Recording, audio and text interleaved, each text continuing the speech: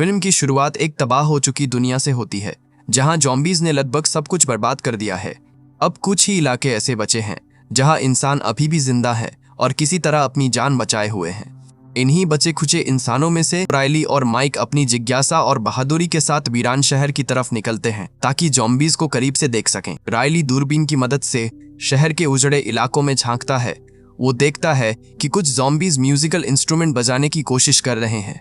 कोई कार में पेट्रोल भरने जैसा इंसानी काम करने की कोशिश कर रहा है। इन दृश्यों को देखकर रायली को एहसास होता है कि अब ज़ॉम्बीज़ में बदलाव आ रहा है। वो सिर्फ भटकते या हमला करने वाले जीव नहीं रहे, बल्कि कुछ नया सीखने और खुद को ढालने लगे हैं। इन्हीं सब के बीच एक डरावना और खास किस्म का ज़ॉम्बी वहां आ जाता है, जिसे सब बिग डैडी के नाम से जानते हैं।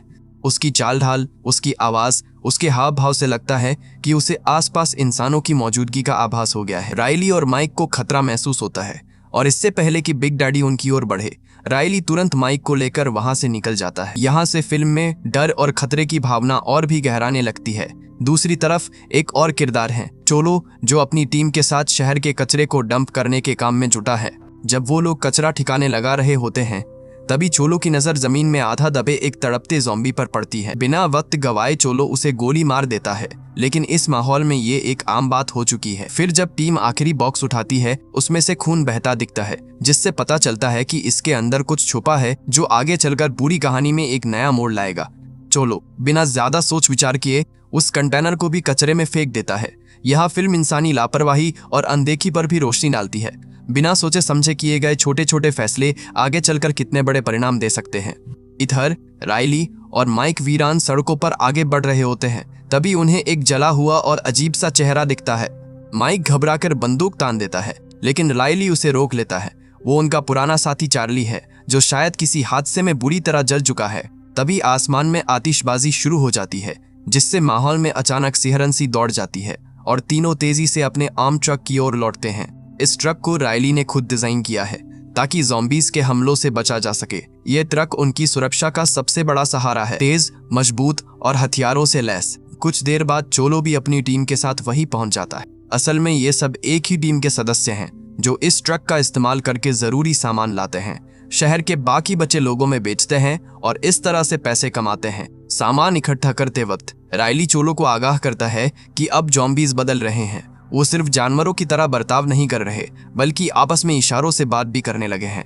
लेकिन चोलो रायली की इन बातों को हल्के में लेता है। शायद उसे लगता है कि ज़ॉम्बीज़ कभी इंसानों की तरह समझदार नहीं हो सकते। वो माइक के साथ आगे बढ़ जाता है और जोखिम को नजरअंदाज कर देता है। रास्ते में माइक सवाल करता है कि आखिर वे लोग सिर्फ रात में ही क्यों निकलते हैं।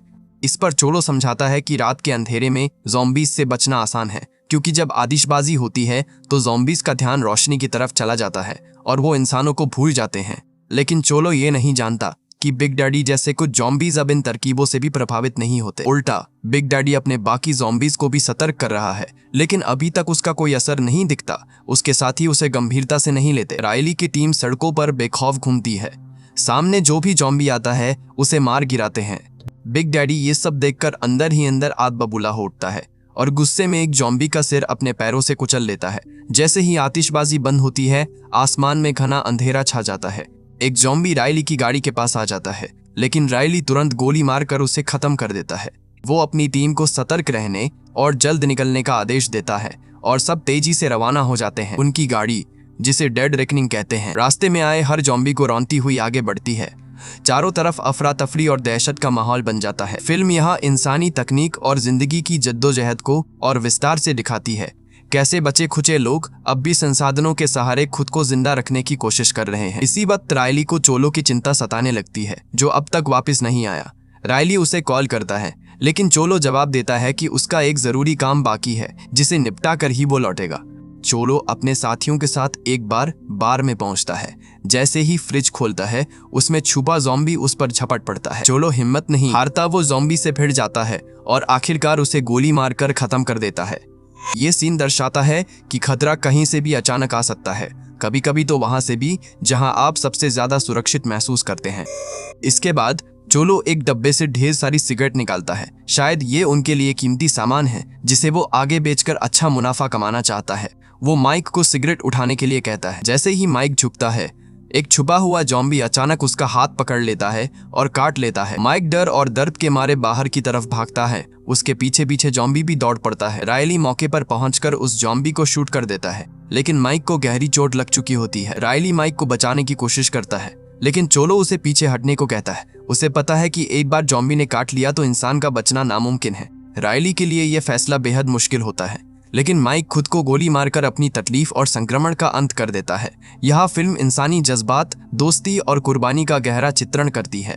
इसके बाद रायली अपनी टीम को आदेश देता है कि अब सबको शहर छोड़ देना चाहिए। सब एक एक करके निकलने लगते हैं। तभी बिग डैडी एक बाइक सवार पर हमला करता है, लेकिन वो बच निकलता है। बिग डैडी उसकी बंदूक छीनकर जोर से दहाड़ता है। इस दहाड़ में अब सिर्फ भूख नहीं बल्कि गुस्सा और बदले की भावना भी झलकती है।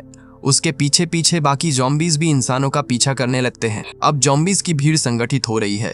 उनकी हरकतों में एक नया मकसद झलकने लगा है।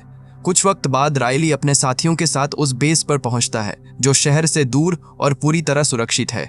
यहाँ अमीर लोग फिडलर्स ग्रीन नाम की भव्य इमारत में आलीशान जिंदगी जीते हैं, जबकि गरीबों को झुग्गियों में रहने पर मजबूर होना पड़ता है। इस इलाके में सुरक्षा के बेहद कड़े इंतजाम हैं। चारों तरफ पानी की खाई है, बिजली की बाढ़ है और चौकसी करने वाले गार्ड्स हैं। अगर कोई ज़ॉम्बी अंदर घुसने की कोशिश करता है तो बिजली का झटका उसे खत्म कर देता है। शहर और बेस को जोड़ने वाला सिर्फ एक पुल है जिससे लोग आ जा सकते हैं। यह व्यवस्था अमीरों और गरीबों के बीच ही खाई को और गहरा दिखाती है। सिर्फ पैसे वाले लोग ही पूरी सुरक्षा का मजा ले सकते हैं। यहाँ रायली सामान डिलीवर करता है और चोलो से मिलता है। माइक की मौत का इल्जाम रायली उसी पर लगाता है, जिससे उनके रिश्ते में तनाव आ जाता है। फिल्म यहाँ से इंसानी रिश्तों, समाज की असमानता और जॉम्बी खतरे के बीच पिसते इंसानों की मजबूरी को और गहराई से दिखाने लगती है। चोलो बिना किसी लाड लपेट के माइक की मौत की असली वजह बताता है। माइक ने खुद अपनी जान ले ली क्योंकि उसे यकीन था कि जॉम्बी के काटने के बाद अब वो कभी इंसान नहीं रह पाएगा। इस कड़वी सच्चाई के साथ साथ एक और पहलू सामने आता है। चोलो का असल सपना, वो हमेशा से अमीरों की बस्ती फिडलर्स ग्रीन में बसना चाहता था। उसके लिए वो शराब बेचकर और छोटे मोटे धंधों से पैसा जोड़ रहा है ताकि कभी एक दिन उस आलीशान दुनिया का हिस्सा बन सके। उसके लिए फिडलर्स ग्रीन सिर्फ एक जगह नहीं बल्कि एक ऐसी पहचान है जहां से वो जीवन की हर तकलीफ को पीछे छोड़ सके। अगली सुबह रायली शहर के गरीब इलाकों में जाता है जहां वो मूलिगन से मिलने के लिए निकलता है।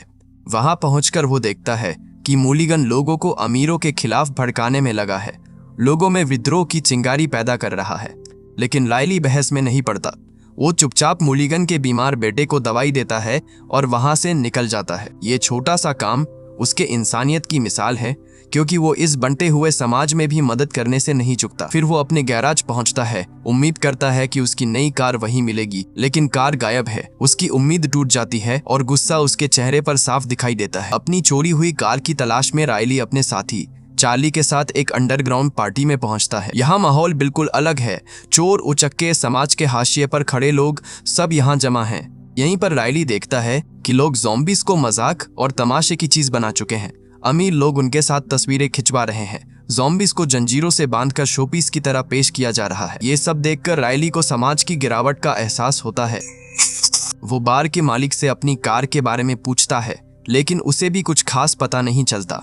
हर कोई बस अपने फायदे और मनोरंजन में डूबा है। इसी बीच माहौल और अजीब हो जाता है जब एक आदमी एक मासूम लड़की को ज़ॉम्बीज़ के पिंजरे में धकेल देता है ताकि वो उनसे लड़ सके। लड़की डरती नहीं बल्कि साहस के साथ ज़ॉम्बीज़ का सामना करती है। चारों तरफ लोग इस लड़ाई का मजा ले रहे हैं, जैसे कि ये इंसानियत की नहीं सिर्फ एक खेल की बात हो। रायली से ये सब सहन नहीं होता। वो अपनी बंदूक निकालता है और ज़ॉम्बीज़ को गोली मार देता है। गोली चलती है और बार में अफरा तफरी मच जाती है।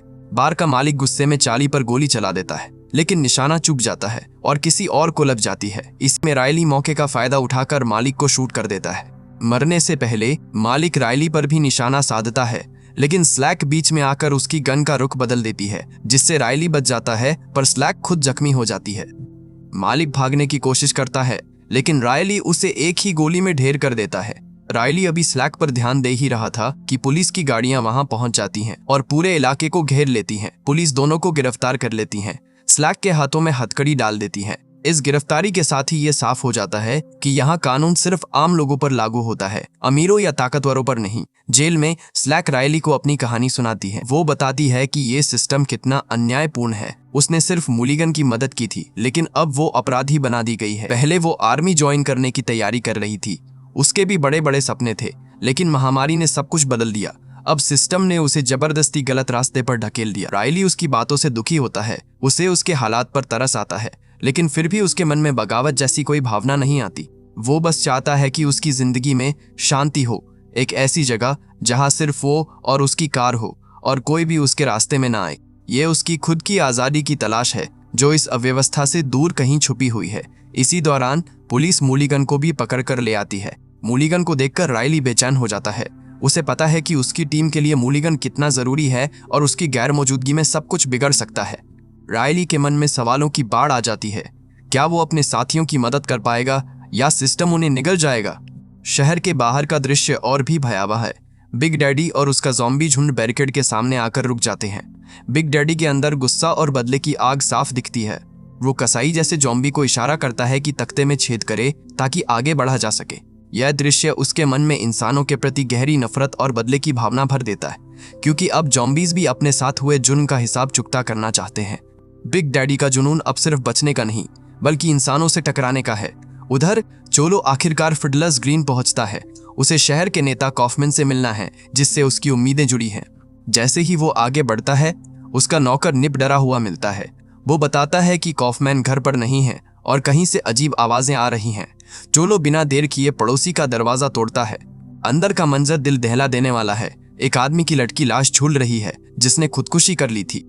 चोलो मूर्ति उठाकर लाश के सिर पर मारने ही वाला था कि उसकी पत्नी रोते हुए उसे रोक लेती है। दोनों के बीच बहस होती है। दर्द और गुस्सा दोनों का सामना हो रहा है। तभी उस आदमी का बेटा अंदर आता है। वो अपने पिता की रस्सी खोलने की कोशिश करता है, लेकिन अचानक लाश ज़ॉम्बी बनकर बेटे पर झपट पड़ती है। चोलो के लिए ये मंजर झकझोर देने वाला है। ज़ॉम्बी अपनी पत्नी पर भी हमला करने वाला था, लेकिन चोलो हिम्मत दिखाता है और मूर्ति से उसके सिर पे तब तक मारता है जब तक वो हिलना बंद ना कर दे। एक गार्ड अंदर आता है। चोलो बाकी सफाई उसी पर छोड़कर वहां से निकल जाता है, क्योंकि उसके लिए अब यहाँ रुकना असहनीय है। थोड़ी देर बाद चोलो कॉफमैन के ऑफिस पहुंचता है और ढेर सारा महंगा सामान उसके सामने रखता है, जो उसने शहर से लाकर दिया है। और चोलो अब साफ शब्दों में अपनी मांग रखता है।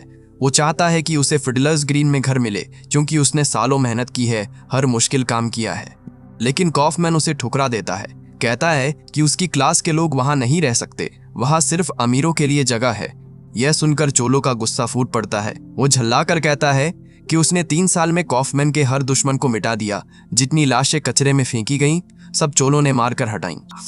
लेकिन कॉफमैन पर इसका कोई असर नहीं होता। वो अपने अधिकार और सत्ता के घमंड में डूबा है। ये संवाद सिर्फ चोलो की निराशा को ही नहीं, बल्कि उस पूरे समाज की हकीकत को उजागर करता है, जहां मेहनत करने वालों को हमेशा हाशिए पर रखा जाता है और सपनों पर सिर्फ अमीरों का हक होता है। कॉफमैन गार्ड को बुलाता है ताकि चोलो को वहां से हटाया जा सके, लेकिन चोलो समझ जाता है कि अब वक्त है भागने का। वो बिना वक्त गवाए वहां से निकल पड़ता है। सीढ़ियों पर ही एक गार्ड उस पर टूट पड़ता है, पर चोलो तैयार था। उसने गार्ड को गिराया, उसकी बंदूक उठाई और फौरन निकल गया। शाम होते होते चोलो अपनी टीम के साथ बेस पर पहुंच जाता है। सबका प्लान था डेड रेकनिंग चुराना। बेस के पास 2 सैनिक एक फुलाए हुए पुतले पर शूटिंग प्रैक्टिस कर रहे थे। तभी उन्हें अजीब सी आवाजें सुनाई देती हैं। जैसे ही वे पीछे देखते हैं, सामने बिग डैडी खड़ा होता है। सैनिकों के चीखते ही बेस में अलार्म बज जाता है। ज़ॉम्बीज का बड़ा झुंड उस बाड़ तक पहुंच जाता है जिसमें बिजली नहीं थी, क्योंकि उसी रास्ते से गार्ड आना जाना करते थे। सैनिक जान बचाने के लिए गोलियां बरसाते हैं, लेकिन ज़ॉम्बीज की तादाद बहुत ज्यादा थी। कुछ ही मिनटों में बाड़ टूट जाती है और ज़ॉम्बीज बेस में घुस पड़ते हैं। वे सारे सैनिकों को खत्म कर देते हैं। बेस से बाहर निकलते ही बिग डैडी डेड रेकनिंग पर गोलियां चलाता है, मगर गाड़ी इतनी मजबूत होती है कि गोलियां उछलकर गैस टैंकों पर लग जाती है और जोरदार धमाका हो जाता है। इसके बाद ज़ॉम्बीज दूर चमकती फिडलर्स ग्रीन की रोशनी देखते हैं और उसी ओर बढ़ जाते हैं। कुछ देर बाद चोलो कॉफमैन को कॉल करता है। उसे बताता है कि अब डेड रेकनिंग उसी के पास है। चोलो साफ कहता है, आधी रात तक 5 मिलियन नाव में लाद कर भेज दे, वरना वो फिडलर्स ग्रीन उड़ा देगा। कॉफमैन कोई सौदा नहीं करता, सीधे मना कर देता है और जेलर को फोन करके रायली को रिहा करवा देता है। चार्ली इस बात से परेशान हो जाता है कि अब रायली का क्या होगा। वो बताता है कि रायली ने ही उसे उस आग से बचाया था जिसमें उसका चेहरा जल गया था। पुलिस रायली को कॉफमैन के पास ले आती है। कॉफमैन चाहता है कि रायली उसकी गाड़ी वापस लाए। रायली समझ जाता है कि कॉफमैन ने ही उसकी गाड़ी गायब करवाई थी ताकि वो शहर छोड़कर ना भाग सके। रायली साफ शर्त रखता है, नई भारी हथियारों वाली गाड़ी चाहिए और अपने दोस्तों की रिहाई भी। कॉफमैन के पास इसके अलावा कोई चारा नहीं बचता। वो मान जाता है। डेड रेकनिंग में चोलो माउस को बंदरगाह जाने का हुक्म देता है ताकि वो कॉफमैन की नाव का इंतजार कर सके।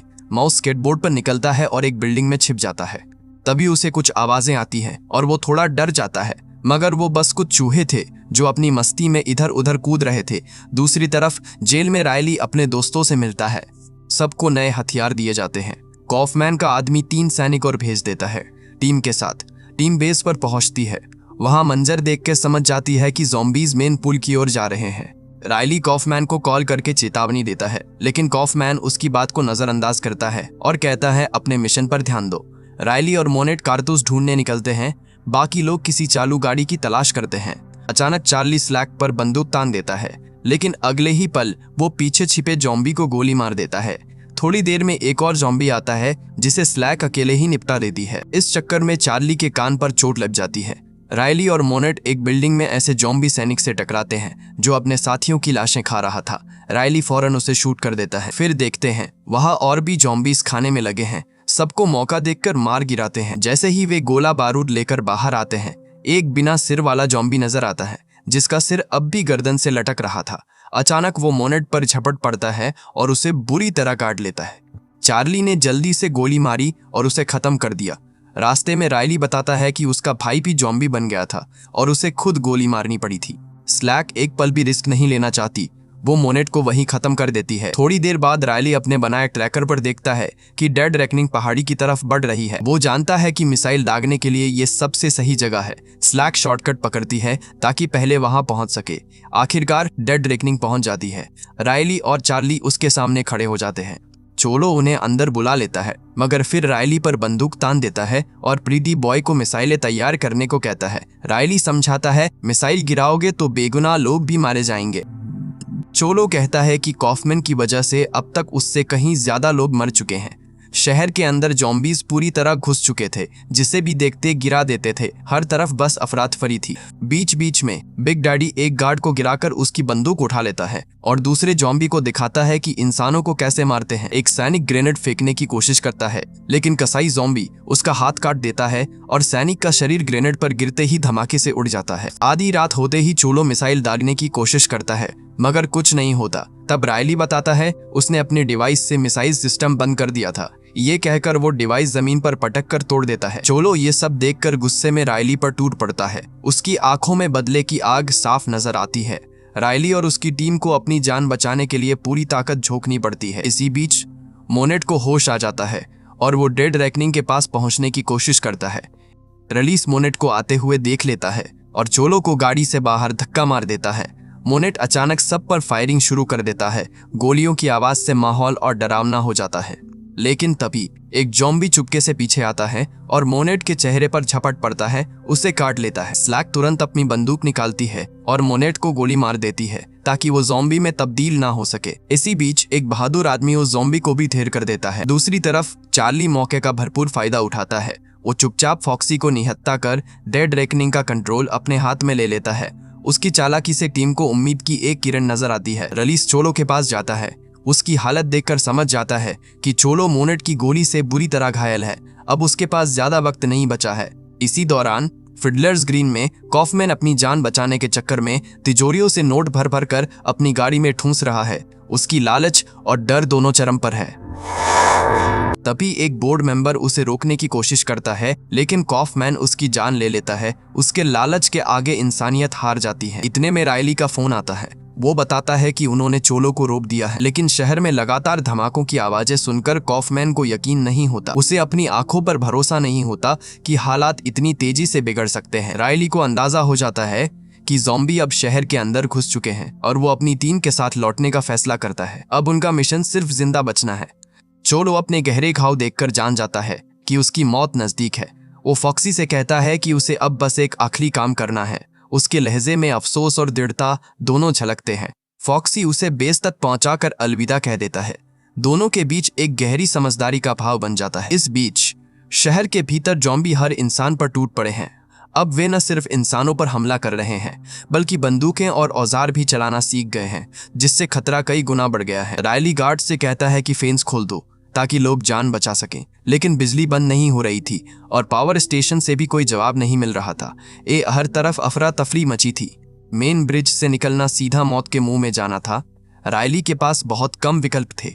वो मैप देखता है, ड्रॉ ब्रिज हमेशा ऊपर रहता है, इसलिए टीम उसी की तरफ बढ़ती है। उनके पास वक्त बहुत कम है और जिंदगी दांव पर लगी है। कंस्ट्रक्शन साइट पर जॉम्बी हथौड़े, यहाँ तक कि जैक हैमर भी उठा लेते हैं। यह देखकर लोग सकते में आ जाते हैं। अब ये जॉम्बी ना समझ नहीं रहे। वे जल्दी ही फिडलर्स ग्रीन तक पहुंच जाते हैं, औजारों से दरवाजा तोड़ते हैं और अंदर घुसते ही अमीर लोगों पर हमला बोल देते हैं। हर कोई अपनी जान बचाने के लिए भाग रहा है। चीख पुकार मची है। डेड रेकनिंग ड्रॉप ब्रिज पर पहुंच जाती है। स्लैक कंट्रोल रूम का ताला गोली मारकर खोल देती है, जिससे रायली बाल बाल बच जाता है। लेकिन जॉम्बी गाड़ी को चारों तरफ से घेर लेते हैं। खतरा पल पल बढ़ता जा रहा है। रायली दौड़कर लीवर खींचता है।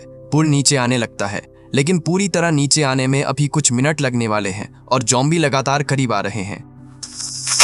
इतने में एक जॉम्बी रायली पर झपट पड़ता है। दोनों के बीच जबरदस्त जद्दोजहद होती है। आखिरकार रायली उसे पुल के किनारे से धक्का दे देता है। गिरते हुए पुल उसकी गर्दन उड़ा देता है। एक पल के लिए रायली को राहत मिलती है, लेकिन खतरा अभी टला नहीं है। टीम वाले रायली को छत पर चढ़ने के लिए बुलाते हैं। वो सीढ़ी चढ़ता है और रास्ते में जितने भी जॉम्बी सामने आते हैं उन पर गोली बरसाता जाता है। इस बीच प्रीति बॉय रायली का इंतजार नहीं करता। वो गाड़ी आगे बढ़ा देता है।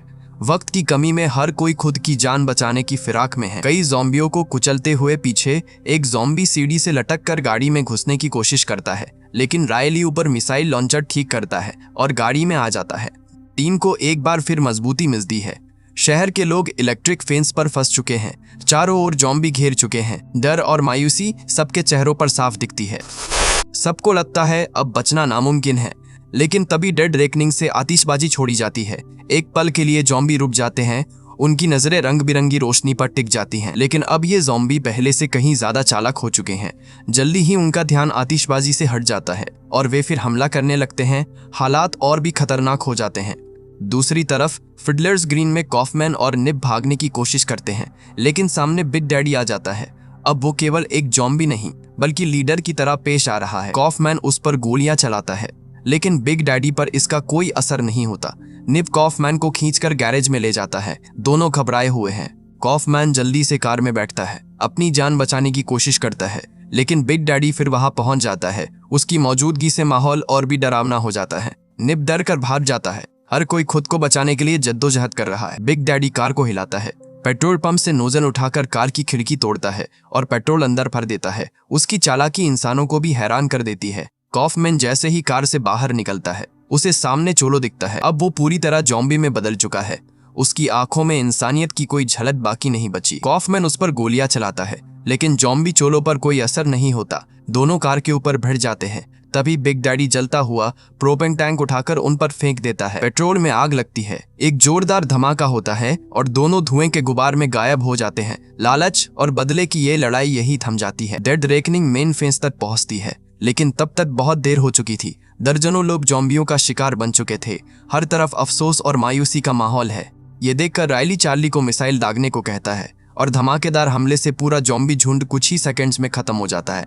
चारों तरफ सन्नाटा छा जाता है। थोड़ी देर बाद लोग छुपने की जगहों से बाहर निकलते हैं। उनके चेहरों पर डर के साथ साथ राहत भी नजर आती है। टीम की मेहनत रंग लाती है और लोगों को एक नई उम्मीद मिलती है। इसके बाद मुलिगन रायली से पूछता है क्या वो भी शहर छोड़ना चाहता है।